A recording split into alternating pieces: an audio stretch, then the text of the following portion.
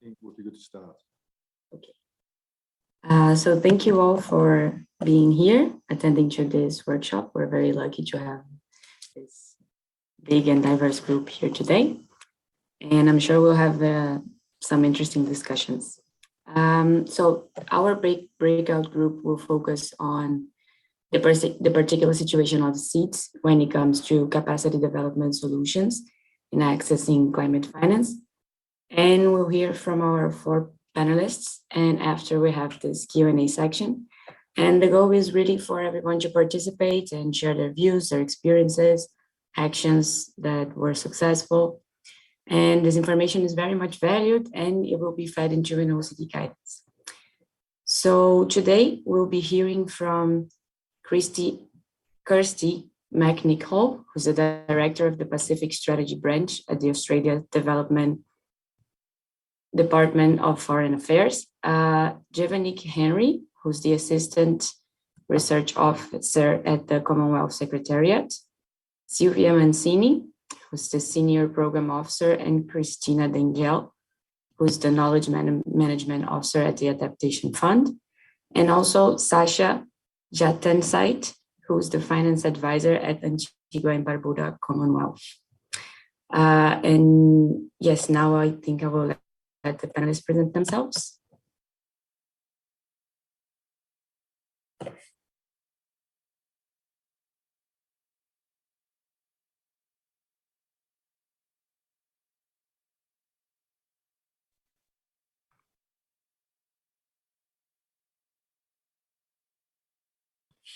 Yeah, so maybe we could start with Kirsty McNichol.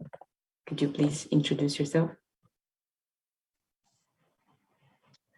Certainly. Thanks very much, Maria, for that introduction. I'm Kirsty McNichol from the Australian Department of Foreign Affairs and Trade. I head up our climate change area in the Office of the Pacific. So it's climate change very much from a specific Pacific perspective. Thanks very much. It's a real pleasure to be here tonight. Thank you very much. Thank you. Now, could we hear from Jevonique Henry? Yes, thanks, Maria. Good day, everybody, from whatever part of the world you are joining in from. Jevonique Henry, Assistant Research Officer within the Climate Change section of the Commonwealth Secretariat. And of course, like you would have mentioned, you would have heard earlier on regarding the Commonwealth Climate Finance Access Hub, one of our flagship initiatives of this program. So I primarily work closely with this hub in terms of supporting our member states in accessing finance to support resilience efforts. So I look forward to sharing some insights on there and yeah, for the discussion ahead. Thank you. Thank you very much. Now I would like to invite Sylvia Mancini and Christina Dengel to present themselves. Thank you, Maria, for this presentation. So I'm Sylvia Mancini. I'm the Senior Program Officer in charge of the accreditation process of the Adaptation Fund and also coordinate the resource mobilization activity for the fund. It's a real pleasure for us to be here. And I am not sure if my colleague is here. Let me just see. She probably joined later. It's a pretty early here in Washington, D.C., so we can move ahead. Perfect. Thank you very much. And now Sasha Jatansait.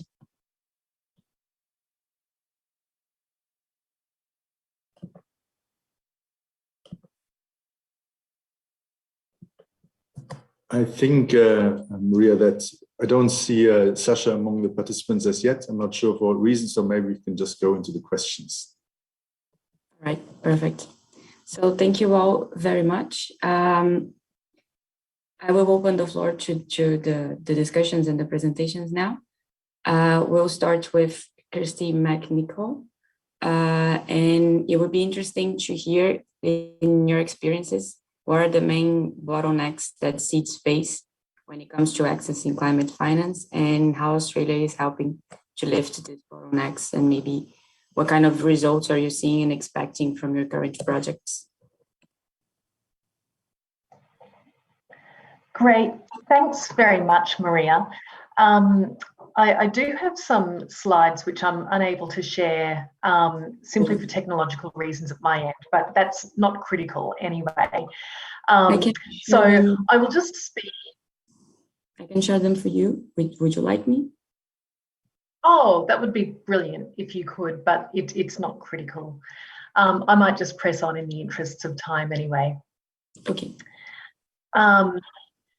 So thank you very much, colleagues. Good morning, good afternoon, and good evening. I'm located in Canberra in Australia, and it's a real privilege to be able to join colleagues from all over the world tonight to be able to talk about climate finance and the challenges that in our case, particularly small island developing states face. Before I start, I'd really encourage people to have a look. Actually, if you can move on to the next slide, this is exactly where I'm up to. Perfect. I'd really encourage people to have a look at some point today to pull out a map or open the map function on your phone and have a look at the Pacific Ocean.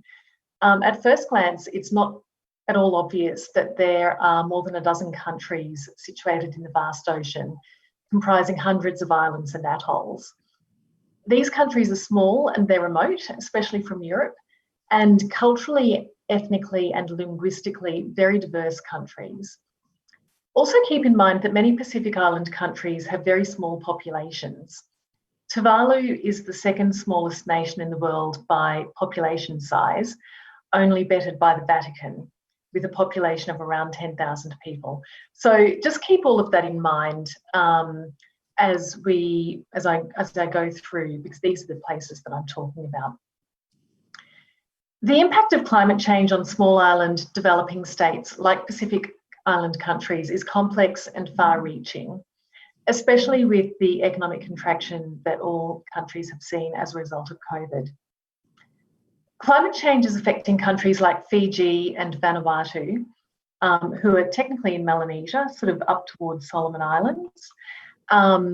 More frequently, so climate change is affecting these countries who consistently rank highly in climate and disaster vulnerability indexes.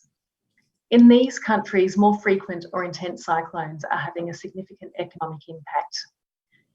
Climate change is also affecting those countries reliant on fishing industries, such as Kiribati and other Micronesian countries. So in that sense, climate change is really closely linked to livelihoods, which creates vulnerability from multiple perspectives. If you can just move on to the next slide, please.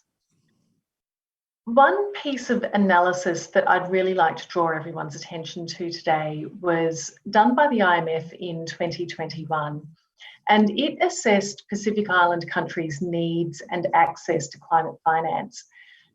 I'd recommend that anyone go and has a look at this paper if they're particularly interested in understanding climate finance challenges in the Pacific. It's readily available and very easy to find. And it's an absolutely fantastic read for a Pacific perspective on climate finance issues and capacity development issues, which are a lot of the themes that we've been talking about today. The IMF noted that Pacific Island countries are globally among the most exposed and vulnerable to climate change and natural disasters. They also concluded that they're also among the least equipped to adapt to the impacts of climate change. Critically, adaptation efforts in the Pacific are really important, but the costs are intensely substantial. The IMF estimates that average investment needs to climate-proof infrastructure in the Pacific average somewhere between 6.5% and 9% of GDP annually. And this is compared with about 3.3% of GDP annually for the Asia-Pacific region. So you can just see that those issues around remoteness, connectivity, small size have an enormous impact on countries in the Pacific.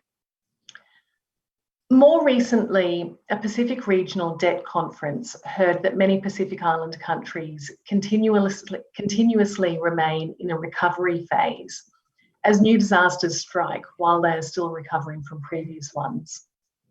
This is having the effect of natural disasters weakening the fiscal positions of most Pacific Island countries, so their economic resilience is reducing over time.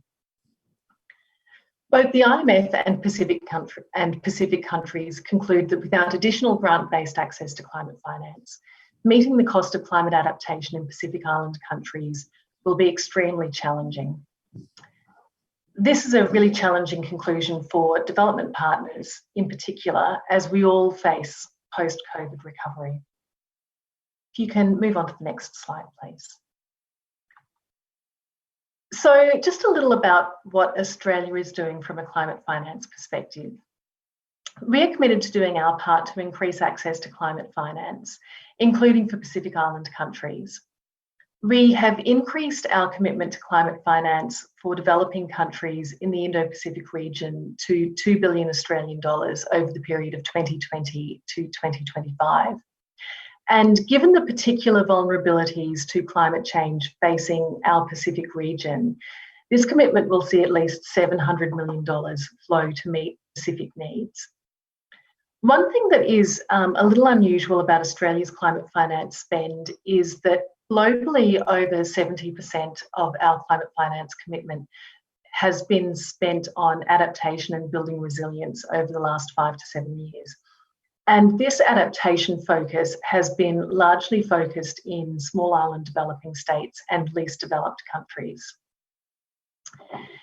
In the Pacific, we are investing in things like in climate resilient infrastructure, including roads, bridges, wharves, schools, health clinics, and markets. And these are some of the infrastructure that my colleague from Australia from the University of Queensland was talking about. And we're also supporting private sector-led climate solutions to drive clean technology, jobs and growth.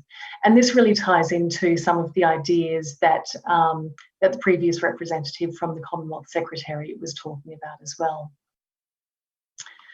So just moving on to the next slide, please. As one of the key themes that has come out of the first session really highlighted, climate finance is only as useful as the capacity to access it. And the pace with which climate change is impacting small island developing states is only increasing the urgency for action in the region. I just wanted to pull out the 3 recommendations that are contained within the IMF paper, because I think they're a really good framework and starting point for how we are really thinking about climate finance and access to climate finance in the Pacific region. It is multidimensional because it is just a complex issue. The first recommendation is really for Pacific Island countries, and it's urging them to take a strategic view of how to best match climate adaptation projects with potential funding sources. So this is going to mean different actions in different kinds of countries. For some countries, this may mean strengthening public financial management processes and governance. For other countries, it may, appropriate actions may be around developing a pipeline of viable projects. The second recommendation from the IMF paper is that the climate funds, so the global climate funds, the GCF, the GEF, the Adaptation Fund, etc., should consider further efforts to rebalance the risks to shareholders, who of course are the donors to these funds and have a stake in the success of those funds, with the urgency of climate adaptation needs of small and fragile countries. This recommendation recognises the shrinking window of opportunity to address climate change in many Pacific Island countries. And it's also worth noting that this access to climate funds, because of the complexity of their governance arrangements, is a key concern for Pacific Island countries, given their small size and lack of capacity to meet the extensive requirements of the climate funds. And then the third recommendation is for the IMF to continue to provide targeted capacity development assistance to strengthen public financial management in Pacific Island countries. The emphasis of this assistance should be on addressing major PFM gaps and helping to integrate climate considerations into public financial management reform plans where that's appropriate to do so. So I think once again, these challenges in the IMF report are, potentially challenging, these recommendations in the IMF report are potentially challenging for both developing countries as well as development partners. But the ability to support small island developing states, particularly Pacific Island countries, finance their climate adaptation needs is a really important priority, particularly for Australia. Australia has a long history of supporting small island developing states address climate change impacts, build resilience and reduce their emissions. And we look forward to continuing to work closely with our Pacific family and development partners to realise this into the future. Thanks very much. I'll leave my comments there. Thank you. Thank you very much. I will now move to our next speaker. And at the end, we will stick to discussions and questions.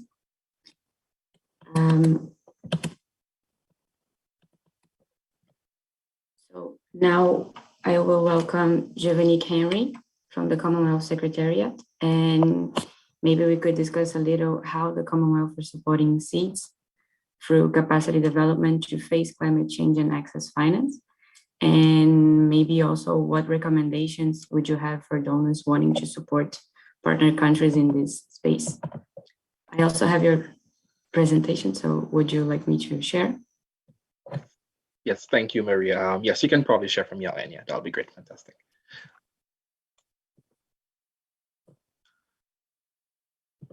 And yes, just a friendly reminder for us all to stick to the time of the presentation. Thank you. Yeah.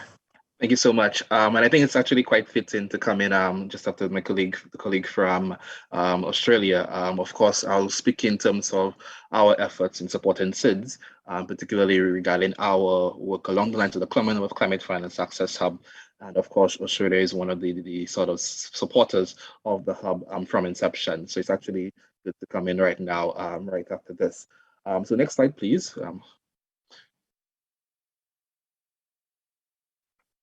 Next one, just to give a brief introduction in terms of what our overall program seeks to do. Of course, our mandate is to help strengthen the resilience of our member countries to the negative impacts of climate change, and that encompasses various ways, both in terms of capacity building and project development and preparation, which of course you would have heard from the earlier session. Next slide as well. So this just gives essentially a brief in terms of our broad areas of focus regarding the Commonwealth Call to Action on Living Lands, which is an effort which we're looking to accelerate action around land, the Climate Finance Access Hub, the Common Sensing Program, which is based in the Pacific, and of course our efforts in mainstreaming youth and gender within our climate action, and of course climate change and health. On the next slide, please. So for the purpose of this session, I will more or less speak in terms of our efforts under the Commonwealth Climate Finance Access Hub. Of course, as was mentioned earlier on regarding, this is our flagship initiative of the climate change program.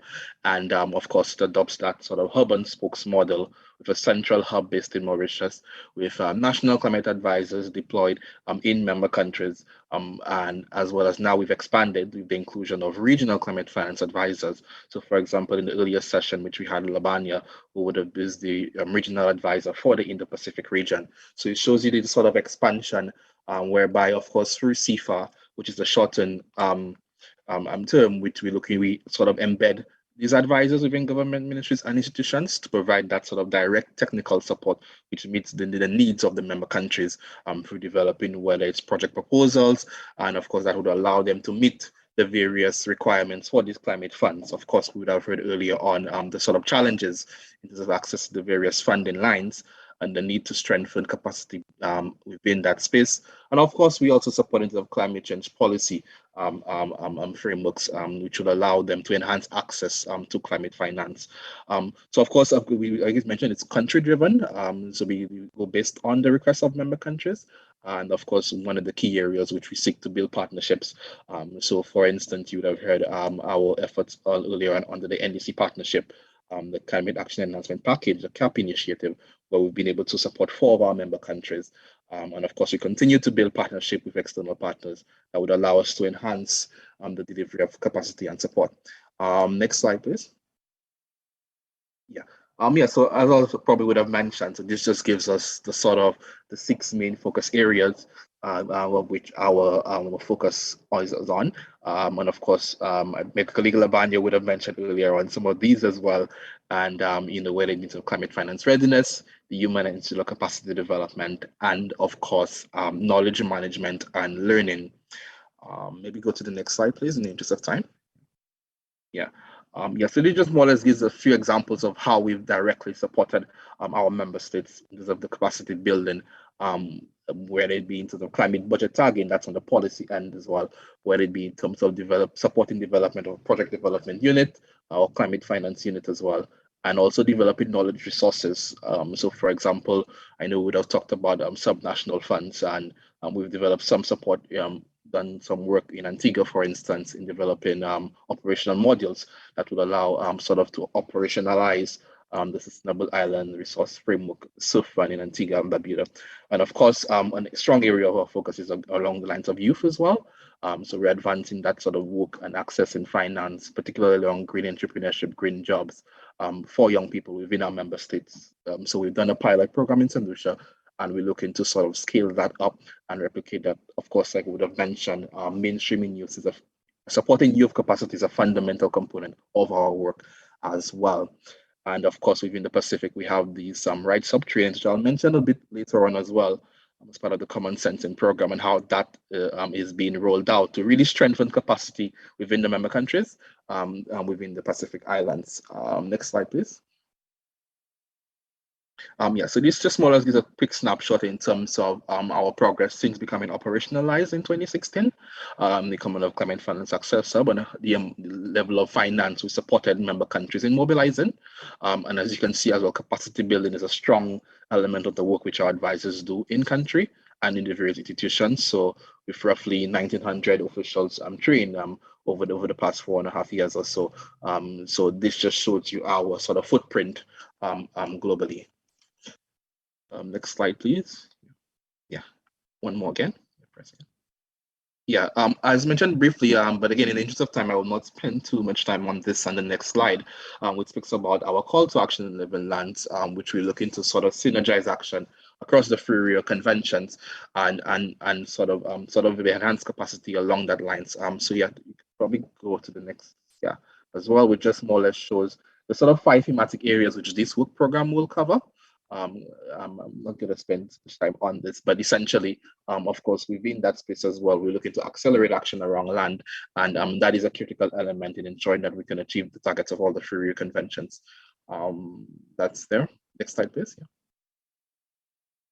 Yeah, so maybe I just spend a bit more time on these next couple of slides. Speaking about knowledge management and learning, which is a fundamental component.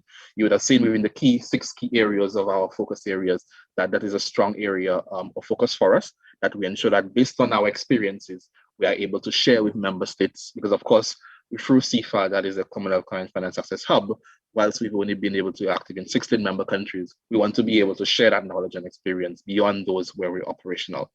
So that is why we developed these resources.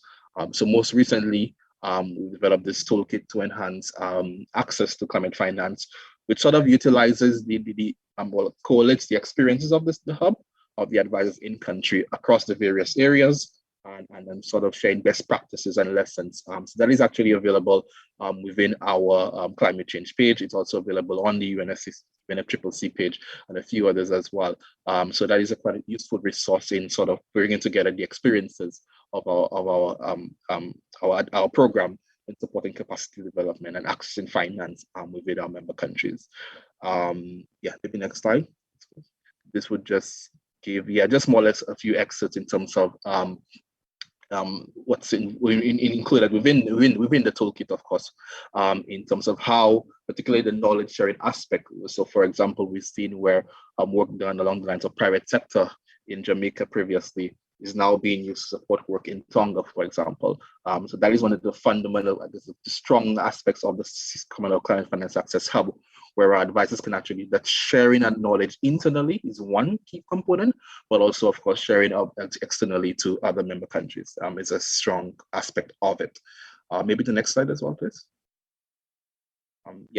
This just provides essentially sort of a snapshot into knowledge management and learning and capacity development of some of our initiatives under our output, under the Climate Action Enhancement Package of the NDCP, which I would have mentioned earlier on. So in terms of budget targeting, when it comes to sort of CPIR work, climate finance, landscape and strategy, and of course, like we would have heard earlier on regarding private sector.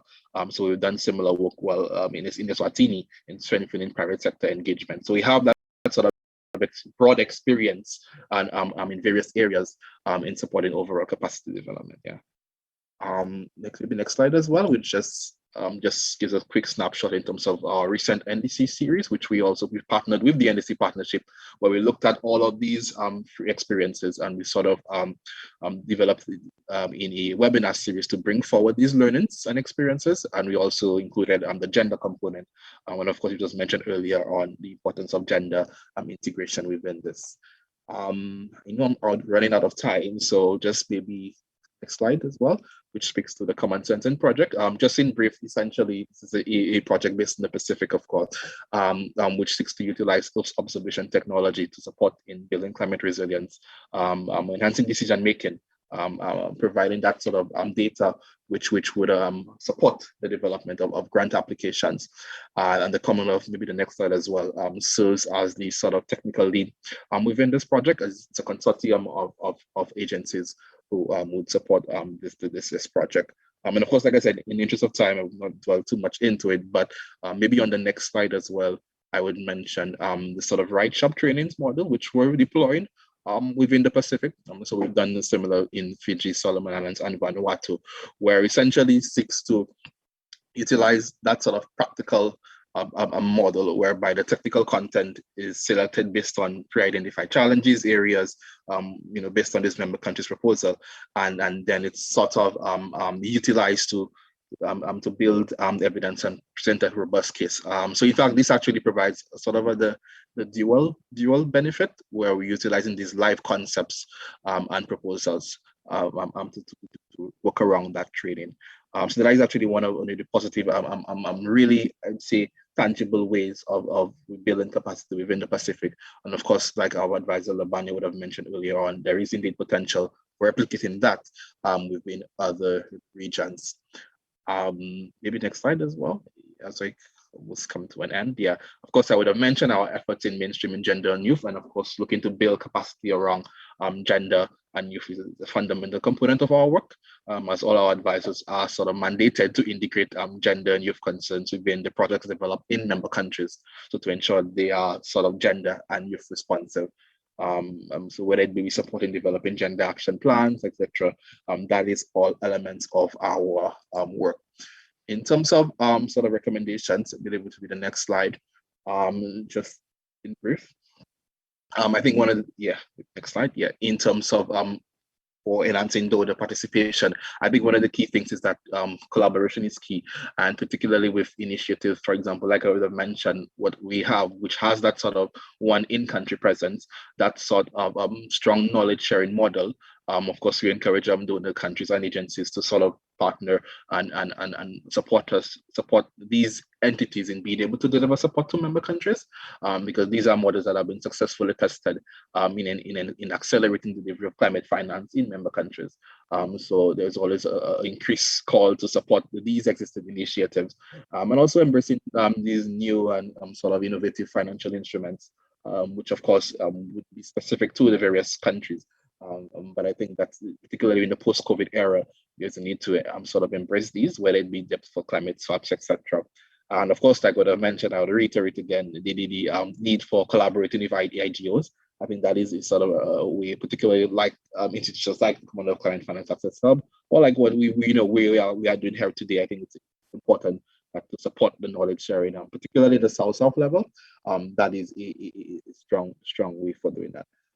I think, yeah, in brief, the next slide would just mention some of our existing partners, and of course, we continue to look towards strengthening existing with new and existing partnerships, which can support our work in advancing work in our member countries. And I think that should be, yeah, next slide should be it. Yeah. Yes, sorry, we need to wrap up. Yes, that was the last one. I think there's one more. Yeah, thank you. Yeah, I'll stop here for now. Thank you. Thank you very much for the presentation. Now we will move to Silvia Mancini and Christina Tengel from the Adaptation Fund. And maybe you could share with us what kind of positive experiences have you made when developing the capacity of seeds to access climate finance, and what concrete entry points and tools could donors use to effectively support them? Just 1 second.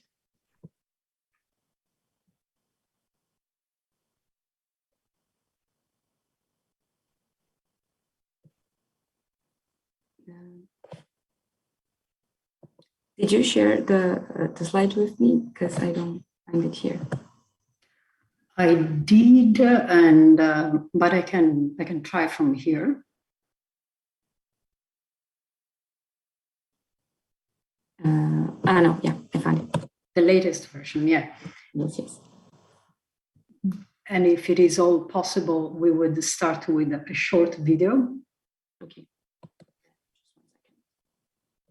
Okay.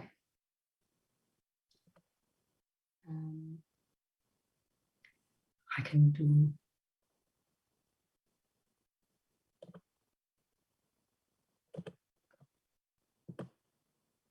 Yes. Yeah. Can everyone see? Yes. Yes, and we would go for just the first 3 minutes. Yeah, 3.02, right? Exactly. Okay. Electricity and flooding in the Seychelles are directly related to the overall health and resilience of the local ecosystem in both the watersheds and coastal areas. The Adaptation Fund has adopted many ecosystem-based and nature-based solutions and adaptation projects because they are effective and sustainable. Over 20% of the fund's portfolio is dedicated to increasing ecosystem resilience. The objective of the project is to install ecosystem-based adaptation into the country's climate change risk management by implementing on-the-ground methods. These efforts focus on 2 sites on the islands of Mahé and Roslin, where coastal development and erosion from climate change have diminished the natural coastal defenses. The project is also designed to create sustainable livelihoods within the most affected communities. For example, beneficiaries are taught to build gabion walls out of stone and wire mesh that control and collect rain during periodic outbursts.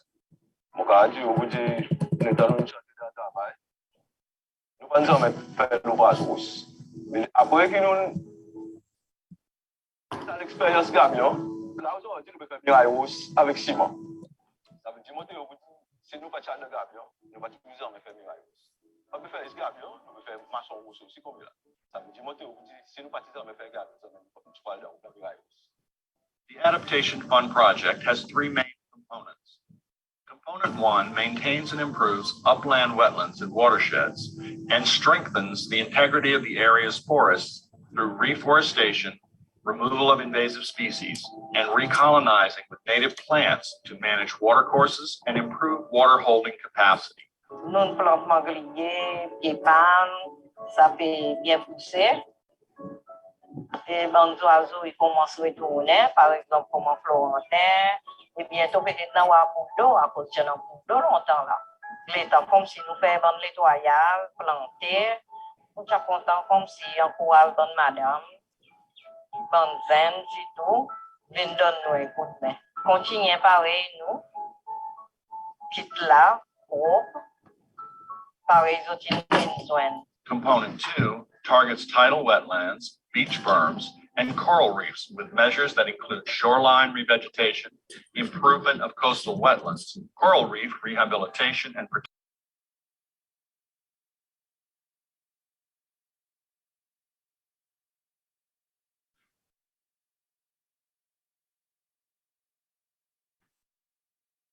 adaptation by promoting appropriate legislation, regulations, standards and guidelines, training for government, university, and NGO staff, and increasing public awareness and knowledge on watershed and tidal wetland issues and threats. The Adaptation Fund project in Seychelles has been a very good one. It has delivered concrete results on the ground, and we are proud of this project that has reached approximately 60,000 beneficiaries. Among its concrete results, 15,000 beneficiaries have been trained on adaptation measures and coastal zone management. More than 100 hectares of forests are rehabilitated. More than 1,000 hectares of watersheds with improved management practices and critical ecosystems have been conserved, and 15 kilometers of coastal paths and beaches have been protected. 22 hectares of mangroves are restored. That is amazing. Also, notably, 400 households, of which 55% are women-headed households, have seen improvements in household income and livelihood. The project has tried to enhance freshwater ecosystem services because whatever we get from nature, we have tried to educate the population that we can protect nature to help protect the population as well. There are currently scores of islands and coastal communities around the world that are vulnerable to similar climate change impacts as those that are at the center of the Adaptation Fund efforts in the Seychelles. From the outset, the project has been designed and implemented to show that the approach can be replicated or scaled up in other areas or countries. We are very grateful for the EPA project, and it does really help, especially mainstreaming climate change adaptation into development planning, not only at this site, but in Seychelles in general. As a lecturer, I have one of my modules on ecosystem-based management. We use this site now as an outdoor classroom where students can see ecosystem-based adaptation in practice.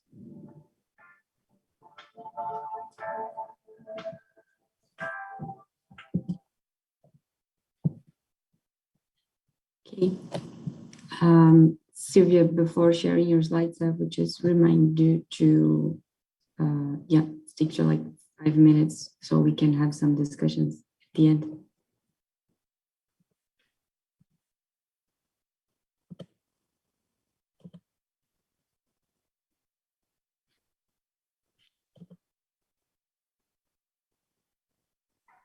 Okay. So Maria, I can continue from here. Please.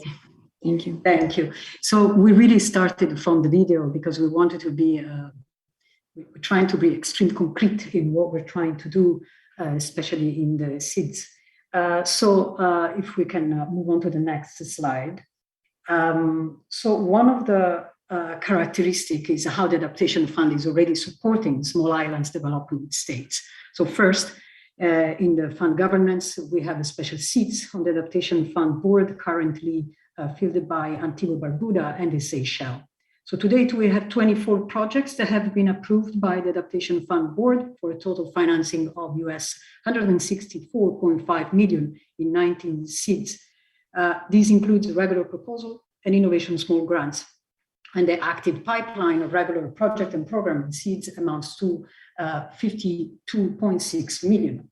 So the fund has accredited 7 national implementing entities, so Antigua Barbuda, Belize, Cook Island, Dominican Republic, Federated States of Micronesia, Jamaica, and Tuvalu, representing, as mentioned here, 21% of all NIE accredited, and we have also accredited 4 regional implementing entities. So the Pacific Community, the Secretariat of the Pacific Regional Environmental Program, the Caribbean Development Bank, and the Caribbean Community Climate Change Center.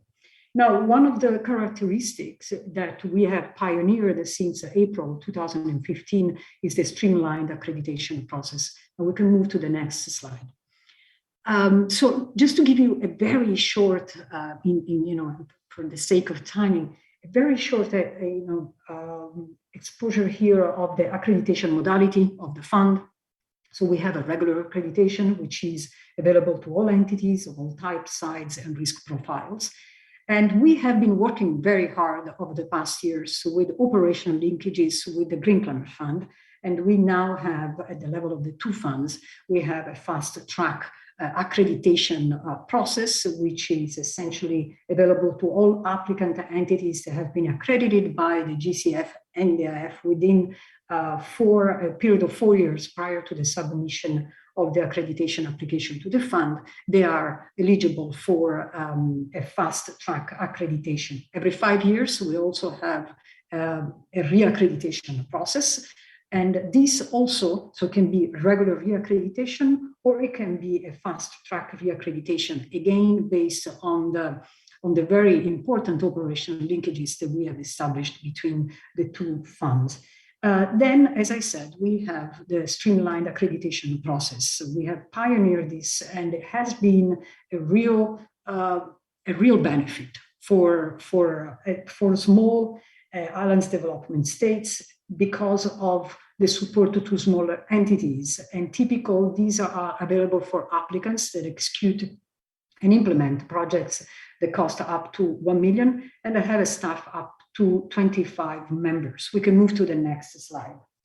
So let's say that the interest of the streamlined approach is essentially a greater emphasis on identifying alternative ways to meet the requirement of the fiduciary standards, and also to have something, an additional flexibility, but really keeping the thorough accreditation process. So if we move to the next slide, I also, one element, of course, is to understand the word small.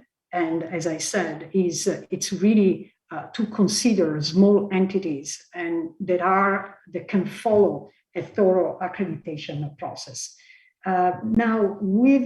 So I would like to move to the next slide, because I think it is where we have worked quite a lot in terms of the accreditation panel as well, to really find over the past years and all the maturity that we have had over the past 12 years in terms of accreditation, to really understand which are the example of capacity gaps in seeds and the mitigating factors. Now, there have been studies in terms of capacity gaps, in particular, a study, but this has allowed us to really focus on the small entity as well.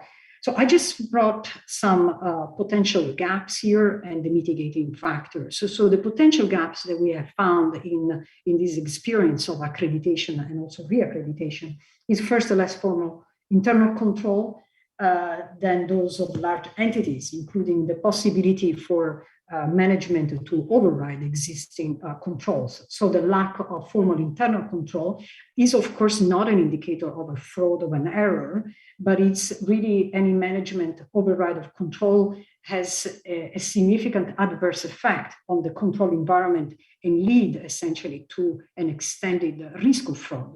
So a mitigating factor put in place in terms within the streamlined accreditation process in the review of the accreditation panel is, for example, an active board of directors or another oversight body which regularly reviews the day-to-day operation, as well as the results from independent audit, and the financial statements might contribute to mitigate this risk of exposure. Now, the other gap that we have found is, for example, the limited extent to which segregation of duties in some areas is practical due to the size of the applicant and its limited number of employees. We saw is less than 25 employees, so it's a very limited number. Now, possible flexible risk mitigation factor is to have an active management supervision of staff in day-to-day operations, as it serves as a compensatory internal control that counters the risk associated with limited segregation of duty. Another example is the limited ability to withstand adverse condition and sustain operations. Now, one of the risk mitigation for a small national implementing entity will need to demonstrate sustainability of its financing in the medium and long term before any recommendation for accreditation could be made. And the last, and these are just examples of capacity gaps, is the turnover of key staff or insufficient investment in staff in terms of training and exposure. a high turnover rate and staff with inadequate ability could have a negative effect on the small national implementing entities' sustainability and ability to essentially deliver a project. And in this case, of course, the risk mitigation is there may be an external factor that contributes to the turnover, but the entity would need to demonstrate the key position in the organization are necessary to deliver the grant funded project. Now, as you can see, there is a lot of work in terms of understanding the gaps, mitigating the gaps. If we can move the slide to the next slide. I just want to tell you that these are the examples of projects in seeds from the Adaptation Fund portfolio. I'm not going to go through that. You can, essentially, they are in the slides. We can move to the next slide. For one of the elements that we have been working on is, of course, knowledge management tools that have allowed and have helped organizations to really understand these gaps and to understand how to mitigate those gaps. Now we have created a very e-learning, a very interactive, I would say, and a very beneficial unlocking adaptation funding direct access e-learning course. And I can just move to the next slide, which really, this is the course, and really where all the entities, and we have had such a great response in terms of all the parties that are constantly undertaking this course, which is, of course, available in different languages, and it's run with the platform of the World Bank. But it's really has been extremely useful for entities to understand those gaps and to really trying to find within their context mitigating factors. So I'll stop here and I hope we have responded to the questions that you asked. And thank you again for this opportunity. Thank you very much for the presentation. I will now open the floor to Sasha Jatansait from Antigua and Barbuda. And yes, I believe you do not have the presentation, and please feel free to share with us. Sure. Thank you so much. Hi everybody, good day. I'm Sasha Jatansait, and I'm the Commonwealth National Climate Finance Advisor to Antigua and Barbuda. I'm currently embedded here in Antigua at the Department of Environment. So I'm sure Giovanni would have spoken about the CIFA model and how advisors are actually based in the country within the government that they're advising. And I am going to share with you Antigua and Barbuda's perspectives on access to climate finance. So our approach to access to climate finance is quite multifaceted, and it's based on a holistic consideration of national development priorities and our updated NDC targets. And we submitted them last year, September. And the approach that Antigua and Barbuda is taking to access climate finance is to develop a comprehensive package of projects, programs, and climate actions, as well as understanding what the financing needs are. So having a financing plan that also considers co-benefits to sustainable development. So we're currently finalizing our NDC implementation plan, and we've also developed our new GCF country program, which will guide our climate finance needs and investment priorities. And for Antigua and Barbuda, climate finance comes from a multitude of sources, which can be multilateral, like the Adaptation Fund, the GCF, the SCCF, and so forth. And also it could be bilateral from governments, such as the government of Italy and others, as well as private sector and national budgetary allocations. So for Antigua and Barbuda, no one funding source is the primary source of climate finance. And what we found is having this comprehensive package of projects and climate actions is necessary to ensure that we presentation. Recording in progress. To the plenary as well. Thanks all. This was a very good information. And as I mentioned in the chat, we will also be sharing the slides with everyone.